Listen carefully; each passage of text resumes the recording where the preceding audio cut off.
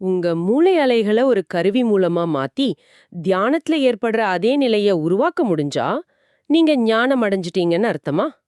அறிவியல் தியானத்துக்கான ஒரு குறுக்கு வழியை கண்டுபிடிச்சிடுச்சா? இந்த கேள்வியோட தான் இன்னைக்கு நாம ஓஷோவோட பியாண்ட் என்லைட்மெண்ட் சொற்பொழிவு தொடரோட 29வது ஆடியோ பதிவுல ஆழமா பயணிக்க போறோம். வணக்கம். இந்த கேள்வி ரொம்ப ரொம்ப முக்கியம். ஏன்னா இன்னைக்கு நாம எல்லாத்துக்குமே ஒரு ஹேக்கு, ஒரு ஷார்ட்கட் தேடிட்டு இருக்கோம். ஆமா, உடற்பயிற்சி, வேலை, இப்போ ஆன்மீகத்துக்கு கூட. அதேதான். ஓஷோவோட இந்த பேச்சு அந்த தேடலோட அபாயத்தை பத்தின ஒரு எச்சரிக்கை மணி மாதிரி. கரெக்ட். இந்த ஆடியோ பதிவோட மையமே அதுதான் நினைக்கிறேன். தியானம்ங்கிறது ஒரு டெக்னிக்கோட விளைவு இல்ல, அது மனச கடந்த ஒரு விழிப்பு நிலைன்னு ஓஷோ சொல்றாரு. நவீன அறிவியல் கருவிகளா இருந்தாலும் சரி, இல்ல பழங்கால மந்திரங்களா இருந்தாலும் சரி, அது மனசோட மேற்பரப்பை மட்டும்தான் தொட முடியும். அப்போ இந்த உரையாடல்ல நாம தியானத்துக்கும் தொழில்நுட்பத்துக்கும் உள்ள தொடர்பு, அப்புறம் உண்மையான விழிப்புணர்வுனா என்ன? கோப மாதிரி உணர்வுகளை எப்படி கடக்கிறது? ஆமா, அப்புறம் குரு சீடன் உறவோட ரகசியம் என்ன? இத பத்தி ஓஷோ சொல்ற ஆச்சரியமான கருத்துக்களை தான் நாம அலச போறோம். குறிப்பா உண்மையான உள்மாற்றத்துக்கும் தற்காலிகமா நல்லா உணர்றதுக்கும் உள்ள வித்தியாசத்தை அவர் ரொம்ப தெளிவா காட்டுறாரு. அதுதான் இந்த உரையாடலோட இதயம்னே சொல்லலாம். அருமை. அப்போ முதல் விஷயத்துல இருந்தே ஆரம்பிக்கலாம். இப்போ இந்த பயோ ஃபீட்பேக் மாதிரி கருவிகள் எல்லாம் வந்திருக்கு. தியானத்துல வர்ற ஆல்ஃபா அலைகள் மாதிரி ஒரு குறிப்பிட்ட மூளை அலைகளை செயற்கையா உருவாக்க முடியும்னு சொல்றாங்க. இது தியானத்துக்கு ஒரு உதவியா இருக்குமா, இல்ல இது ஒரு மாய வலையா? இங்கதான் ஓஷோ ஒரு மிக அடிப்படையான விஷயத்தை சுட்டி காட்டுறாரு. இது காரணம் மற்றும் விளைவு பற்றியது. காரணம் மற்றும் விளைவு. ஆமா, தியானங்கிறது காரணம். அதோட விளைவா மூளையில சில அலைகள் ஏற்படுது. ஆனா அறிவியல் என்ன பண்ணுதுன்னா, விளைவு மட்டும் எடுத்துக்குது. சரியா சொன்னீங்க. விளைவை மட்டும் எடுத்துக்கிட்டு அதை செயற்கையா உருவாக்குது. விளைவை உருவாக்குறது மூலமா காரணத்தை அடைஞ்சிட முடியுமா? அதுதான் கேள்வி. புரியுது. அதாவது ஒருத்தர் சந்தோஷமா இருக்கிறதால சிரிக்கிறாரு, ஆனா வலுக்கட்டாயமா சிரிச்சா அவர் சந்தோஷமா ஆயிடுவாரா? அந்த மாதிரி ஒரு வாதம் இது. மிகச்சரியான உதாரணம். ஓஷோ இது மனசோட ஒரு பிரதிபலிப்புன்னு சொல்றாரு. உங்க ஆழ் மனசுல என்ன நடக்குதுன்னு நம்மால நேரா பார்க்க முடியாது. ஆனா அதோட தாக்கம் மூளை அலைகளா பிரதிபலிக்குது. அந்த பிரதிபலிப்பை பார்த்துட்டு ஓ தியானம் நடந்துருச்சுன்னு நினைக்கிறது. கண்ணாடியில தெரியற பிம்பத்தை நிஜம்னு நம்புற மாதிரி. அதேதான். அது நோயோட அறிகுறிகளை படிக்கிற மாதிரி தானே தவிர நோயே குணப்படுத்துறது போல ஆகாது. ஒரு நிமிஷம். ஆனா இந்த கருவிகளை பயன்படுத்தும் போது ஒருவித அமைதி கிடைக்கிறதா நிறைய பேர் சொல்றாங்களே, அப்போ அது பொய்யா? இன்னைக்கு நாம பயன்படுத்துற மெடிடேஷன் ஆப்ஸ், மனசை அமைதிப்படுத்த கேக்குற இசை, இதையெல்லாம் கூட ஓஷோ இதே கண்ணோட்டத்துல தான் பாப்பாரா? கண்டிப்பா பாப்பார். அவர் என்ன சொல்றாருன்னா, அந்த அமைதி உண்மையானது இல்ல, அது ஒரு திணிக்கப்பட்ட, இரவல் வாங்கப்பட்ட அமைதி.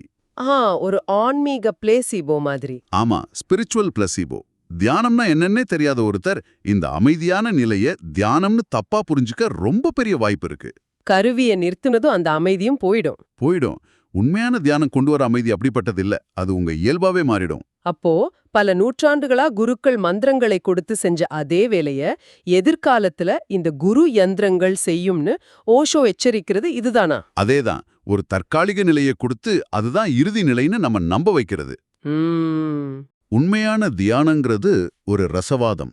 அது ஒருத்தரோட குணத்தை, வாழ்க்கைய மொத்தமா மாத்தும். கோபமா செயல்பட்ட ஒருத்தர் அதே சூழ்நிலையில கருணையோட செயல்படுவார். அந்த மாற்றம் வராதுங்கிறீங்க? இந்த இயந்திரங்கள் அந்த மாற்றத்தை ஒருபோதும் கொண்டு வராது. அது ஒரு மேலோட்டமான அனுபவம் மட்டும்தான். தற்காலிக அமைதிங்கிறது ஒரு போதைப்பொருள் மாதிரி உண்மையான தேடல இருந்து நம்மள திசை திருப்புதுன்னு சொல்றாரு. சரி, இயந்திரங்கள் ஒரு மேலோட்டமான அனுபவத்தை தான் தரும்னு சொல்றீங்க. அப்போ கோபம், பொறாமை மாதிரியான நம்மோட ஆழமான உணர்வுகளை கையாள ஓஷோ சொல்ற வழி என்ன? அதுக்கும் ஏதாவது ஷார்ட்கட் இருக்கா, இல்ல அதை அடக்கி வைக்கணுமா? குறுக்கு வழிகளே இல்லைங்கிறது தான் ஓஷோவோட பதில். அடக்கிறதும் ஒரு வழி இல்ல, ஏன்னா அடக்கப்பட்ட எதுவும் ஒரு நாள் எரிமலை மாதிரி வெடிக்கும். அப்போ என்னதான் வழி? அவர் சொல்ற ஒரே வழி புரிதல், அண்டர்ஸ்டாண்டிங். கோபத்தை எதிரியா பார்க்காதீங்க, அது ஏன் வருதுன்னு புரிஞ்சுக்கோங்க. கோபப்படுறது முட்டாள்தனம்னு ஆழமா உணர்ந்துகிட்டு அது தோன்றும் ஒவ்வொரு கணத்தையும் எந்த ஜட்ஜ்மெண்ட்டும் இல்லாம முழு விழிப்புணர்வோட கவனிக்கணும். கவனிக்கணும்ங்கிறது கேட்கறதுக்கு எளிமையா இருக்கு. ஆனா நிஜத்துல கோபம் வரும்போது அந்த விழிப்புணர்வே போயிடுதே. சுத்தி என்ன நடக்குதுன்னே தெரியாது. அந்த முதல் படியை எப்படி சாத்தியமாக்குறது? இது ஒரு நல்ல கேள்வி. ஓஷோ சொல்றது இது ஒரே நாள்ல நடக்கிற மேஜிக் இல்ல, இது ஒரு பயிற்சி. ஓகே. முதல் தடவை கோபம் வரும்போது அது முடிஞ்ச பிறகுதான் ஐயோ கோபப்பட்டுட்டோமே நினைவு வரும். பரவாயில்ல. அடுத்த முறை கோபத்தோட நடுவுலயே நினைவு வரலாம். அதுக்கு அடுத்த முறை கோபம் தொடங்கும் போதே நினைவு வரலாம். இப்படி பயிற்சி செய்ய செய்ய கோபம் தோன்றுவதற்கும் நீங்க அதுக்கேற்ப செயல்படுவதற்கும் நடுவுல ஒரு சின்ன இடைவெளி உருவாகும். அந்த இடைவெளி தான் விழிப்புணர்வு.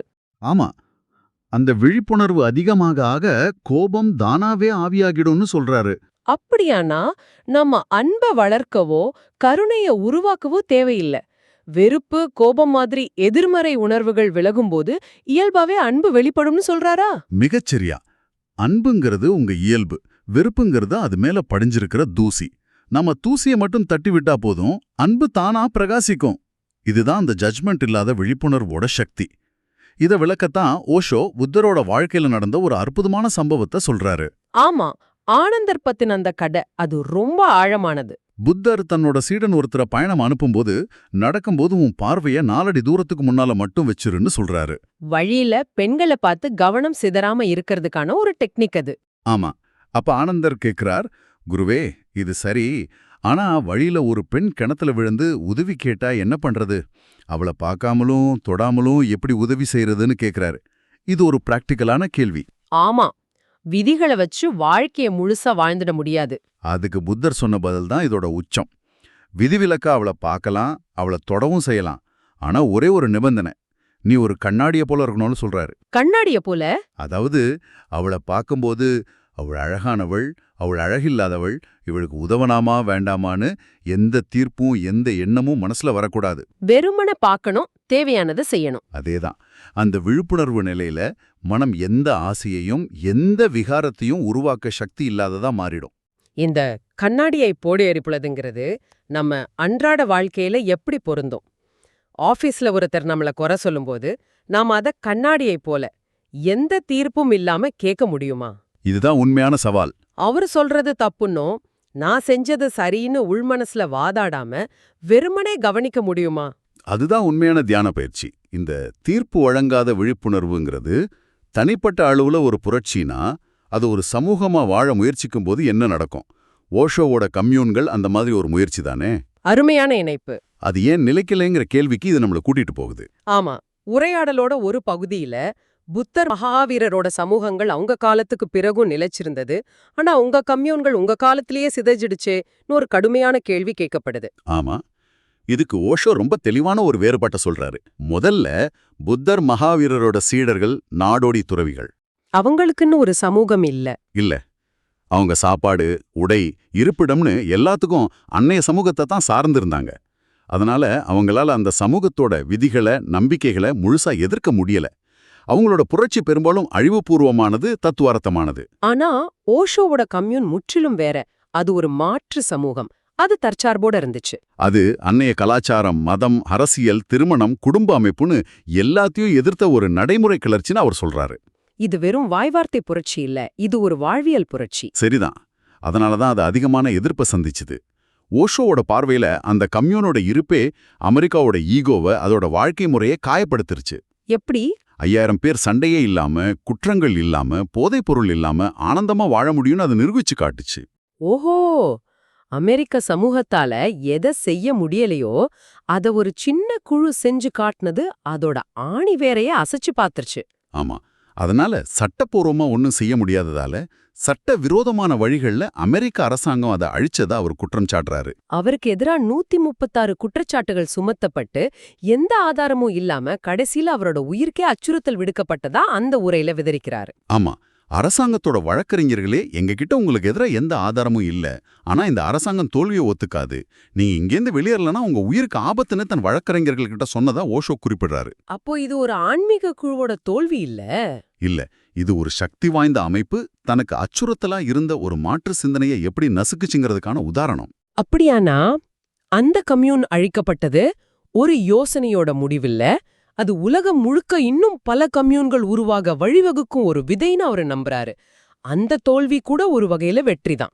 ஆமா, ஒரு சிந்தனைய ஒருபோதும் அழிக்க முடியாதுங்கிறது அவரோட நம்பிக்கை.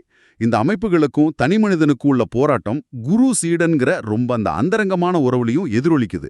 அதுதான் உரையாடலோட இறுதி பகுதி. இந்த உரையாடலோட மிக அழகான பகுதி இதுதான். ஒரு சீடர் கேக்குறான், குரு மேல நான் உணர்ற அன்பே என் வாழ்க்கையோட மிகப்பெரிய அனுபவம். ஆனாலும் நான் திருப்தி அடையல, வேற எதையோ தேடிக்கிட்டே இருக்கேன். ஏன் இந்த அதிருப்தி? இது நிறைய தேடல்ல இருக்கிறவங்க மனசுல எழும் கேள்வி. ஆமா. இதுக்கு ஓஷோ தர்ற பதில் தேடலோட தன்மையை மாத்திரும். அவர் சொல்றாரு, அன்பு ஒருபோதும் திருப்தி அடையாது. அது திருப்தி அடைஞ்சிட்டா அது பெரிய அன்பே இல்ல. அப்படியா? அந்த திருப்தியின்மைதான் உங்க இதயம் எல்லையற்ற ஒன்றை நோக்கி ஏங்குதுங்கிறதுக்கான அடையாளம். அது ஒரு தெய்வீக அதிருப்தி, டிவைன் டிஸாட்டிஸ்ஃபேக்ஷன். நாம வழக்கமா கேக்குற அறிவுரைக்கு இது நேர் எதிரா இருக்கு. இருக்கிறத வச்சு திருப்திப்படுங்கன்னா உலகம் நமக்கு சொல்லுது. ஆனா ஓஷோ ஆன்மீக பாதையில அந்த திருப்தியே ஒரு தடைங்கிறாரு. இது மட்டும் போதுமான்னு நமக்குள்ள எழற கேள்விதான் நம்மள முன்னாடி நகர்த்துற எரிபொருள். மிகச்சரியா. அந்த தேடலை உயிர்ப்போட வச்சிருக்கிறது தான் குருவோட வேலை. தாய்ப்பறவை தன் குஞ்சுக்கு பறக்க கத்துக் கொடுத்த பிறகு அதை தன் கூட்டிலிருந்து வானத்துல தள்ளிவிடும் உதாரணத்தை இங்க அவர் பயன்படுத்துறாரு. குருவோட வேலையும் அதுதான். சீடனை தன்னோட பாதுகாப்பான கூட்டை விட்டு எல்லையற்ற வானத்துல தனியா பறக்க தள்ளி விடுறது. குருங்கிறவர் ஒரு ஆரம்பம் மட்டும்தான், அவர் முடிவில்ல. குரு கிட்ட திருப்தி அணுகிட்டு நின்றுட்டு அந்த தாய்ப்பறவையோட கூட்டிலேயே தங்கிடுற மாதிரி. குரு மேல இருக்கிற அன்பு குருவோட முடிஞ்சிடக்கூடாது. அது எல்லையற்ற சத்தியத்தை நோக்கிய பயணமா மாறணும். இது ஒரு ஆழமான பார்வை. இத தொடர்ந்து வர்ற இறுதி கேள்வி இன்னும் ஆழமானது. ஆமா, குருவை எழுந்துடாம இருக்க என்ன செய்யணும்? இதுக்கு ஓஷோ ஒரு முக்கியமான ஆனா ஆச்சரியமான எச்சரிக்கையை தர்றாரு. அவர் சொல்றாரு, ஒரே ஒரு விஷயம்தான் உன்னை குரு கிட்ட இருந்து நிரந்தரமா பிரிக்கும். நீயே ஒரு குருவாகணுன்ற ஆசை. ஓ, இந்த ஆசை அகங்காரத்தோட மிக நுட்பமான கடைசி விளையாட்டு.